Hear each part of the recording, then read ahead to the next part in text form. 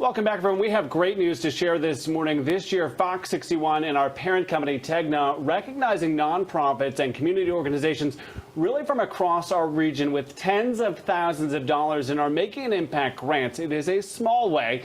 We are supporting great people doing amazing work right here in our community. And this morning, we are so fortunate to be celebrating Connecticut CASA, a group committed to advocating for kids across Connecticut. I think in a time when we are so divided in so many ways, rallying behind kids is something we can certainly get behind. Josiah and Dwayne joining us this morning. Josiah Brown, you are the executive director of Connecticut CASA. For folks who are learning about it for the first time this morning, what is Connecticut CASA? So it stands for Court-Appointed Special Advocates, and it's part of a national network in virtually every state around the country associated with better outcomes for children in the child welfare system.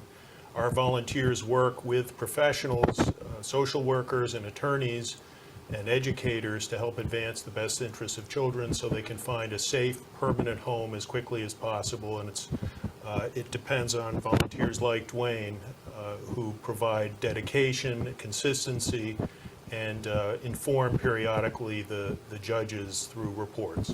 We are so fortunate to have Dwayne with us as well. Dwayne Jackson, you are a dad, you are a grandfather, but in this light, you are also an amazing volunteer on the ground doing this work.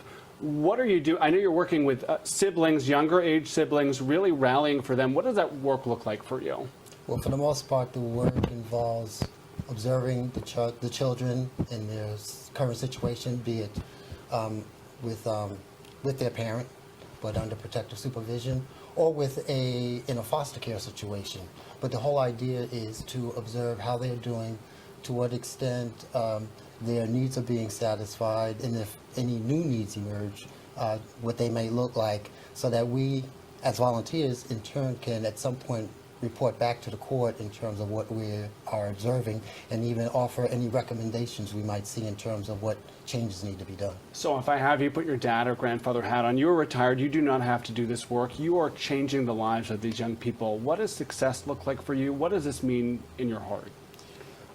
Well, first of all, I find it very gratifying when I submit a report, and during a hearing where the judge is looking at my input as well as the input from the various attorneys from the Department of Children and Families, that my reporting is being considered and my recommendations are being at least considered and noted.